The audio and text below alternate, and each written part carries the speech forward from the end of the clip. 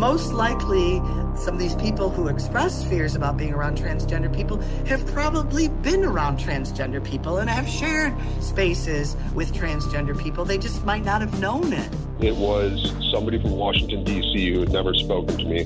Had to Google who she was, as I got this, and I was like, cool, so this is disingenuous, and this is arbitrary, and this is not on performance. This is across-the-board termination. The thing that has to happen first, before we take any policy initiatives, is we have to change hearts and minds, and we have to basically uncover the history, a history that's been lost and obscured. Just the idea that Jim Crow was regional is basically what most people think, and it wasn't.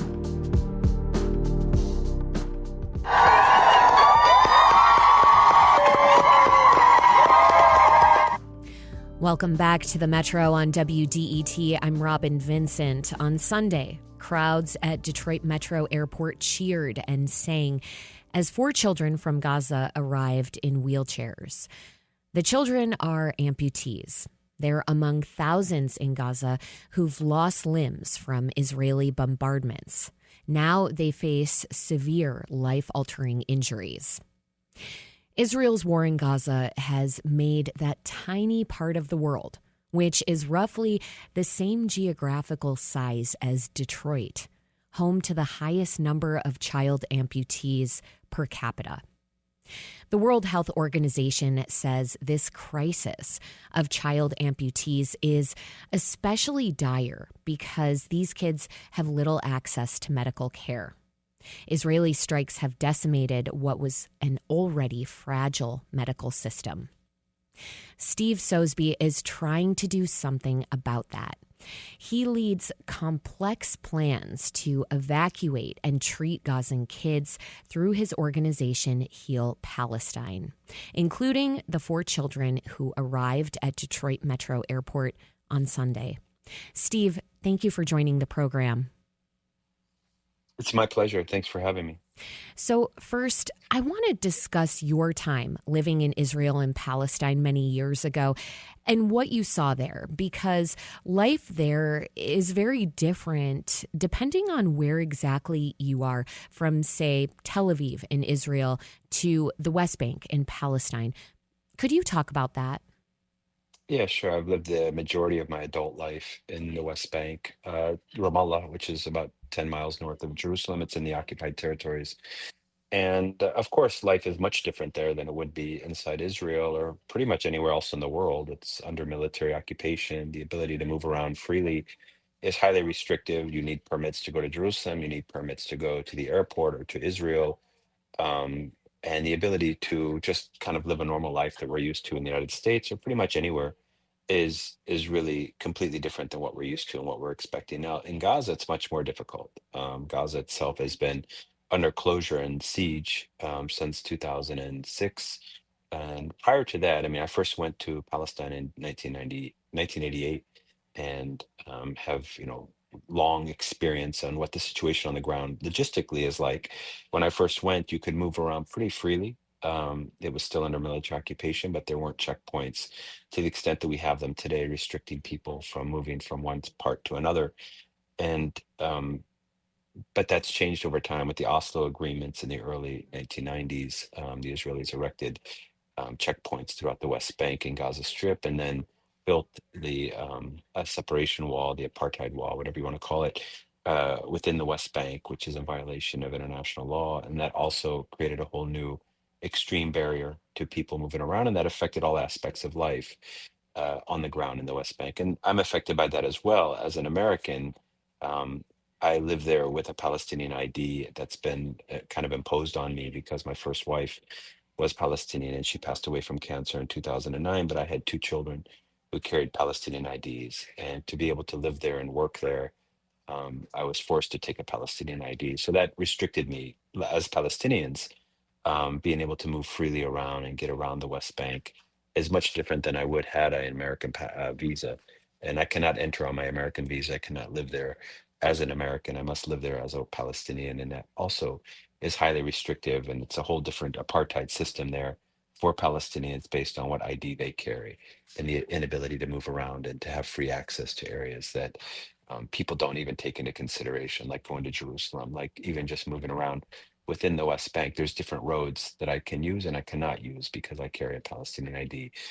If I wanted to go from Ramallah to Nablus, which is generally about a 45 to 50-minute drive, it can take hours now because you have to stop at several checkpoints. You have to wait for your ID to be checked, by Israeli soldiers, and quite frequently they're not moving that process along in a very efficient or timely manner. And so it just makes life extremely, extremely difficult. But the real issue these days is, of course, what's happening in Gaza Sure. and in the We're northern West Bank. and Steve, yes, I do want to get to that. But very quickly before we do, it sounds like it was a very isolating life.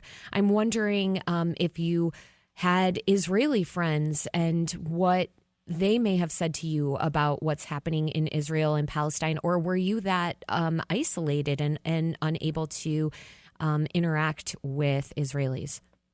I had a few friends in Israel, not many. Like my lawyer who worked on my permit to be able to live there was an Israeli American lawyer who I had a lot of respect for and really appreciate her position and her effort to help facilitate a better life for people. But for the most part, you're very isolated. You don't meet Israelis in the West Bank unless they're soldiers Mm. or unless they're people who are working in the civil administration. You certainly don't meet settlers or interact with Israeli settlers. There's no kind of common ground for that kind of relationship. So unfortunately, that opportunity to have that human connection and that human interaction is extremely limited living in the occupied territories. Now, Steve, you've been helping injured kids in Gaza to get medical treatment long before this latest war began in October of 2023. It was back Yep. in 1990 you brought an injured child from Palestine to get treatment in the U.S. Could you tell me what happened to that child that compelled you to take that step? Yeah, so I was working. I had finished university when I had gone on a trip in 1988 as a student activist to the occupied territories, and it really moved me from a very kind of emotional point of view of wanting to do more and saw the injustice on the ground there. Went back to work as a freelance writer, and in the course of working on the ground as a journalist, I met injured children, and I met one particular boy who had lost both his legs. He was 11 years old, lost both his legs, a hand, and an eye from an anti-tank grenade that was thrown at his family in the West Bank town of Hebron by a passing Israeli military patrol. And that explosion, maimed him for life. And I met him in the hospital. He's a very energetic boy with so much um, personality, positive personality. And I just befriended him. It just kind of developed a human connection. I didn't speak Arabic at the time. He didn't speak English, but we just had a connection. I took him to his family, back in Hebron in the West Bank. They weren't able to come to Jerusalem. And decided I wanted to do something to help that boy. So I brought him over to Ohio with his injured sister. And that was in 1990. That was the first injured child to ever come out of Palestine for medical care in the US. And that was arranged for free in Northeast Ohio. And it really had a huge impact on the community. And most importantly, it got him and his sister the medical care they otherwise couldn't get back in Palestine and got him walking again and gave them opportunities in their life that they otherwise wouldn't have. And I just realized when the boy went back to his home after several months of treatment, so many people came to me with so many other injured children that needed medical care that I just started arranging treatment for them in different areas of the US and realized that this is one way that I could be effective and try to help people to uh, help children in particular. And Mm. so I started bringing kids. Then I started a nonprofit organization to facilitate that, and have brought over 2,000 kids over my professional life since that first boy came. Now let's fast forward to the work you're doing today with HEAL Palestine. Before we look at the logistics of doing this work in a war zone that is isolated from the rest of the world, could you first discuss how serious the need is when it comes to kids who've lost limbs and need medical care? There's no treatment at all available, almost non-existent, for amputee children in Gaza. Prior to October of 2023, I was running a program that was building prosthetic and artificial limb services in Gaza. There were already a couple of hundred children in Gaza who'd been amputees as a result of trauma or birth defects or cancer or a lot of different areas. But most of them were from gunshot wounds or from previous bombings of Gaza, and there's been plenty of those. And so we had built a program, and we're building a program with a couple of prosthetic limb facilities in Gaza that were training the technicians, providing materials, and giving support to improve the quality of prosthetic limbs in Gaza. Now, obviously, all that's been destroyed. The facilities are virtually non-functioning anymore, or the technicians have fled or been killed or don't have resources available any longer. So all of these thousands of new, fresh pediatric amputees in Gaza are not getting adequate care or getting any kind of care. From a surgical point of view, a lot of times they're not getting the kind of um, surgical services that they need with the kind of amputation that's required. So we have to, in many cases, provide revision surgery for them when they come. And in some cases, kids are these days in Gaza being amputated without anesthesia because there are no anesthesia. As you know, Gaza's been closed, or you should know, for over a month now, and that means no medication, no medical supplies, no of the basic materials that's needed for providing safe medical services for injured children. Therefore, the anesthesias run out, pain medications have run out, and it's just horrific to even think that children who are suffering from these kind of traumatic injuries are suffering from the lack of even pain medication and having to endure amputations without anesthesia, without pain medication. It's just unbelievable. But there's thousands of kids that are now in Gaza with traumatic amputations and are not getting adequate care. Steve, I wonder if you're able to paint more of a picture about the dire situation when it comes to healthcare in Gaza. If people need to get healthcare, where are they going? I know another hospital was just struck by an Israeli bombardment, one of the last functioning ones. And also we know these are not hospitals that we would imagine from a, let's say, American standpoint. We're talking about much smaller facilities that are already quite under-resourced. And now with this blockade, do you know what healthcare looks like more broadly for people trying to access it? I do. And if you're referring to the hospital that was bombed this morning, that's our field hospital. That's a HEAL Palestine field hospital that we've supported since May when it was created in Gaza as a result of the attack in Rafah, the occupation of Rafah. The hospital that we were supporting in Rafah moved over to Han Yunis and began as a field hospital. And we've been running that hospital and supporting that hospital since then. That was bombed this morning, and a security guard was killed and 10 people were injured. So that just, that's our hospital. And of course, we're shocked by the fact that a hospital would be bombed, but it's not unusual in Gaza. We've seen most of the hospitals there attacked, targeted, and medical personnel by the hundreds being killed, being imprisoned without trial, disappearing. That's true. We saw a couple last month, the execution of 15 emergency aid personnel in Rafah by the Israeli military. So we've seen this going on for some time now. It should not be shocking in the sense that it's happened. It should be shocking that it's being allowed to happen and continuing to happen for that long by the international community, particularly here in the United States. But in any case, to answer your question about the health situation on the ground in Gaza, the health system in general is completely destroyed. The main health institutions in the north, particularly Shifa Hospital, which was the main provider of health services in Gaza, is completely destroyed. We had built a pediatric cancer department and opened it in 2019 for children with cancer in Gaza. That was bombed on May 5th of 2023, and children without cancer now in Gaza, and children with cancer, excuse me, in Gaza do not get any kind of adequate care. They have to be evacuated for treatment, and that's true for children with a lot of different we're not even talking about trauma injuries. And there's tens of thousands of children with traumatic injuries from bombings that are not getting adequate medical care because the health system's been destroyed. There's really two functioning hospitals at this time that can provide emergency trauma services. That's the Nasser Hospital and the European Gaza Hospital. Most of the other hospitals are not able to really function at a level where the majority of people need adequate care, whether you have cancer, whether you have diabetes, whether you need dialysis, whether you have a heart condition. And this is common among people everywhere, especially people in Gaza, because they are living in a very stressful environment. They're not getting adequate care at all. They're getting no care. So even we're not talking just about people who are suffering from these traumatic injuries where, 2,000-pound bombs are being dropped on tents every single day in Gaza, or on refugee camps, or on schools that are housing displaced people. In addition to that, people who have any kind of medical condition, which is common all over the world, it's common in our communities, they don't get medical care as well because the health system's been destroyed and it's Hmm. been targeted, and it's been going on now for months. And doctors have been killed, nurses have been killed, first responders are being killed or arrested or displaced. So the whole, and they don't have medication, they don't have adequate supplies. So it's just a catastrophe beyond description. Right. And the final word is that this is on us. We're Americans. We're allowing this to happen. So we have to take responsibility for it. That's how I see it as an American. I'm taking responsibility to try to heal these kids and get these kids medical care because it's my responsibility that this is happening as an American. This is the Metro on WDET. I'm Robin Vincent.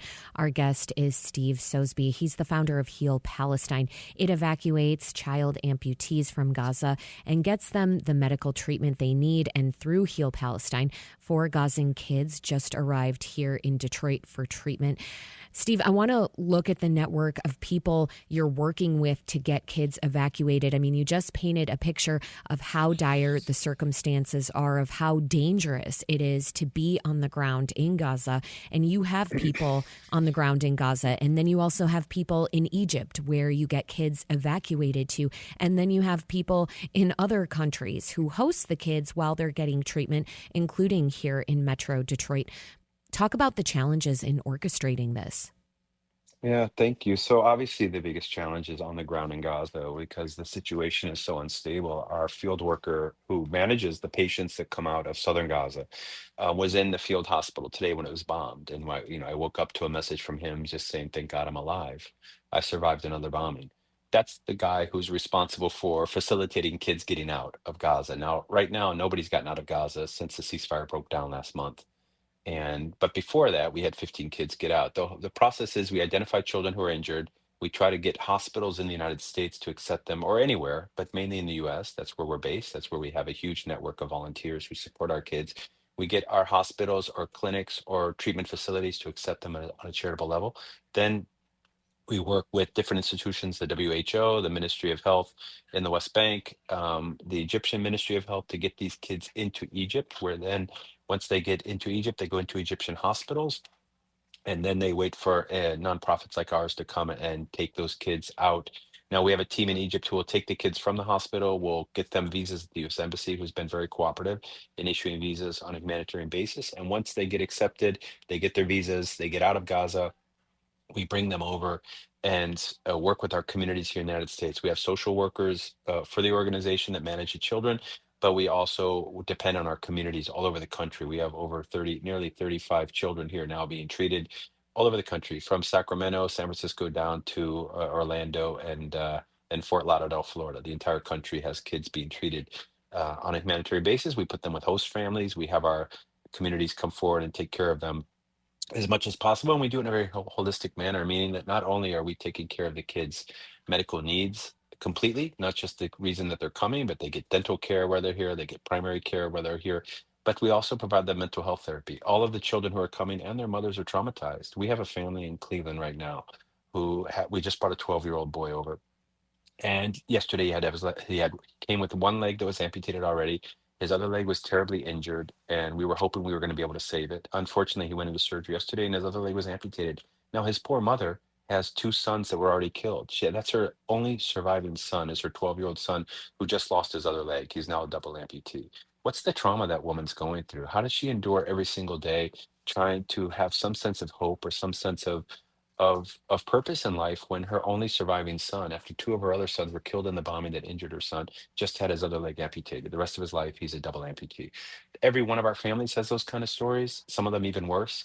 And we're doing our best. So we provide mental health care for the children and for the mothers or aunts or grandmothers who come with the kids. We also provide them education because the schools have been closed in Gaza since October of 2023. These kids are becoming illiterate. They don't know the basics any longer because they haven't been in school in nearly 2 years. And for a 12-year-old to miss 2 years of school, or a 6-year-old or an 8-year-old, it's just devastating for their long-term future. Our goal is to not only get them the medical care they need, but also to rebuild their lives, give them a future, give them an opportunity to be independent. So we take a very holistic approach. We work with our communities to do that. And that's really our main objective and goal. It's a huge undertaking. There's so many kids who are injured, terribly injured, and not only injured physically, but psychologically. We have a 4-year-old boy in Chicago right now who lost his entire family. He's an orphan, and he lost his leg above the knee, so he has to learn to walk again. And he doesn't have parents, and he doesn't have siblings. One of the boys who came on Sunday, a 14-year-old boy named Mohammed, his entire family was killed as well. He's an orphan. Steve, if I may jump in, what does the future look like for the kids whose parents were killed when it comes to after they've gotten treatment here and their time is up? They tend to be here with host families, 3 to 4 months? What happens to them then?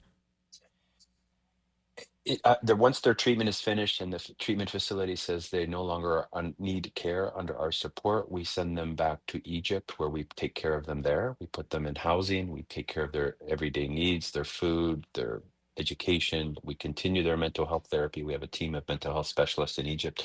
And we wait for the borders of Gaza to open so they can be reunited with whoever is left in their family. Some of them have still siblings and kids. The mothers who are here with their kids have family members back that they're waiting to be reunited with. And so we're waiting to get them back. Gaza has not allowed a single person. The Israelis have not allowed a single person back into Gaza since October of 2023 who's been evacuated for medical care or for humanitarian purposes. So we have dozens and dozens and dozens of families who need to get back and be reunited with their families, but we don't know when that border is going to open so they can rejoin their families back in Gaza. Can you talk about this strain that puts on families, this family separation? I mean, you're evacuating children with a guardian, helping them to get to safe places for medical care, for education, for mental health support. Then they return to Egypt with that family member or that guardian because, as you've just noted, they can't return to Gaza. But the strain, again, of that family separation, I imagine that is a huge weight. It's a huge weight, and it's I think all of us as human beings can only imagine if you're a parent and your child is injured and you have to go with your child out of a war zone, out of a genocide, and where hundreds of children every single day are being injured and killed. Um, and you have to leave your children because you're only allowed to take one or two of your children with you to go into Egypt for your child to get medical care. We're all human beings. We can imagine what that would do for us psychologically to leave your child behind under such circumstances. And every day and every night and 24 hours a day, you're just checking your phone to make sure your children are still alive. Because children are being killed every day, no matter where they're at in Gaza. So the psychological toll that it takes on individuals, the mothers who come with their kids, the kids that are here who have their siblings and brothers and sisters back in Gaza, it's just unimaginable. It's something that people don't think about, but it's so horrific and it's so graphic in the sense that these are just decent people who just want to live. They're not politicians, they're not militants, they're not activists.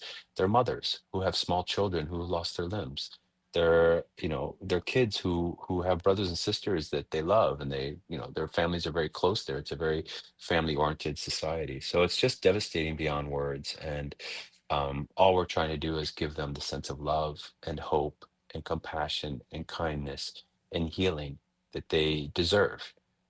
The last year and a half has demonstrated that the world community sees them as not deserving the same protection and standard of life that the rest of the world enjoys. And we want to let them know we do love this. We love the children of Gaza, and we stand with them to have better lives. And we're going to do our best to heal them and give them a better future. This is the Metro on WDET. I'm Robin Vincent. Our guest is Steve Sosebee. He's the founder of HEAL Palestine. It evacuates child amputees from Gaza and gets them the medical treatment they need. And through HEAL Palestine, 4 Gazan kids just arrived in Detroit for treatment. Up next, we'll speak with a local woman who volunteers with HEAL Palestine. She's opened her home to injured kids from Gaza for many years. This is the Metro. Stay with us.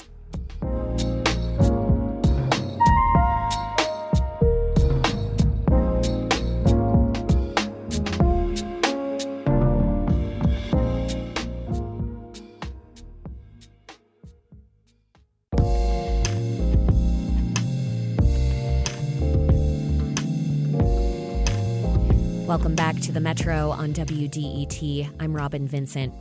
We've been discussing Israel's war in Gaza and the crisis of child amputees it's created. Gaza is now home to more child amputees per capita than anywhere else in the world.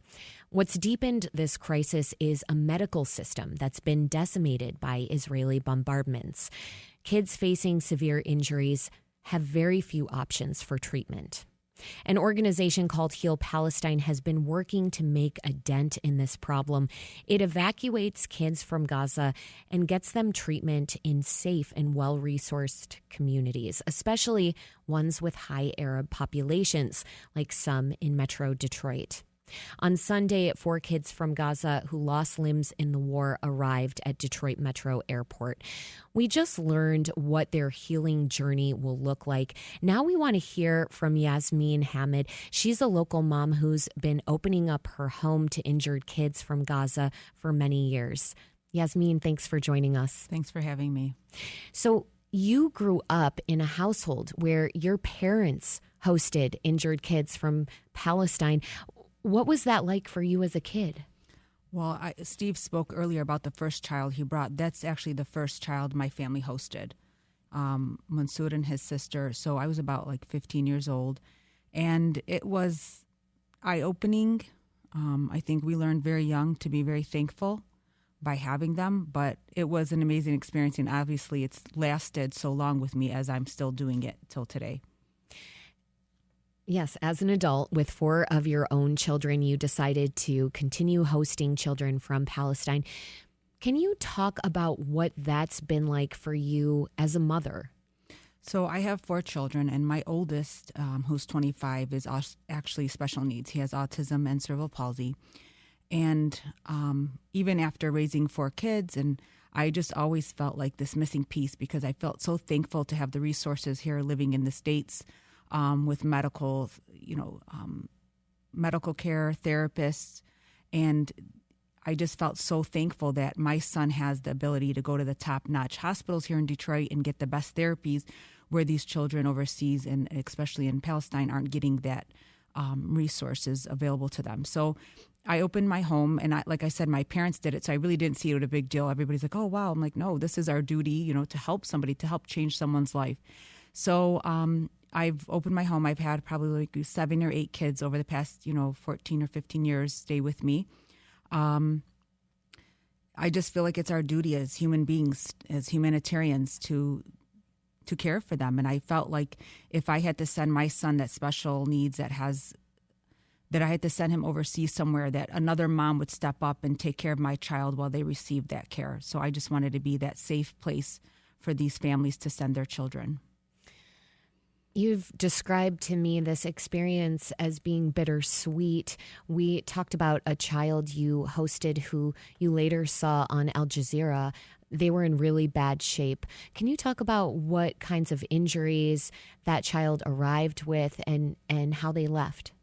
So he lost his leg when he was 6 years old in a bombing. And when he got to me, he was 8. He was one of the youngest children I've ever hosted. But he came in like a I don't know how to explain it. He was just the most beautiful little child, smiles, happy, and to see him jumping into the water with one leg, swimming, it was amazing sharing those experiences with him here. I'll tell you this: the people of Gaza are the most resilient, brave people I've ever met in my life. He was full of life. He was optimistic. I couldn't wait to get that prosthetic on him, and the first thing he did was come home to ride a bike and play soccer. And it's just amazing to watch somebody be able to get back to some of their normal activities. And it's amazing to be a part of. It really is.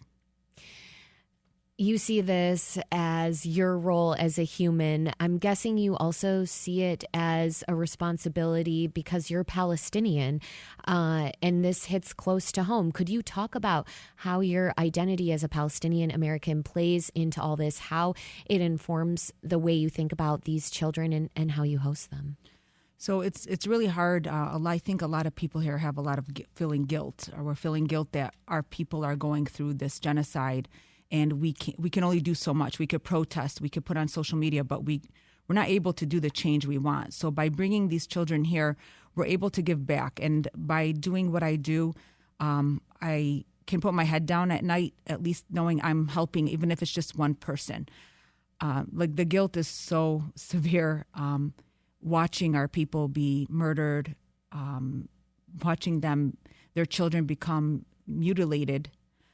It's very difficult. So by doing this little bit of work that I personally can do and my team does here, I have a great team of volunteers that back our events and are caring for these kids. It's not just me. There's a team that the community is amazing here. And I've seen it with my own son and his special needs. We have a great community here in Detroit, and they're all stepping up. They all want to be a part of these kids' journey. So it's very important that we involve everyone. We let our children see what, it's one thing to watch it on social media and another to see it in person. Yeah, you were saying to me before, Yasmeen, that you didn't want to be selfish and host a child this time, that the children are in demand among the community, that people really want to host them. Could you very briefly talk about that? Absolutely. Most of the kids that come in, I keep. I just feel like it's my duty. But this time I wanted to put them out in the community. So we have one boy. So four young children came in with their, 3 have mothers. Unfortunately, the fourth is an orphan. He lost both parents. He came in with his aunt. So one is staying in Ann Arbor with a Gracious Host family. One is staying in Flint with another Gracious Host family. The third went directly to Florida, and I got to at least host a beautiful young mother and her 6-year-old son for a night and a half. And just having them that weekend was amazing. Yasmeen Hamed is a local mother who's opened her home to injured kids from Palestine for many years. Steve Sosby is the founder of HEAL Palestine, which evacuates child amputees from Gaza and gets them the medical treatment they need. Steve and Yasmeen, thank you so much for joining the Metro. Thanks for having us. Thank you.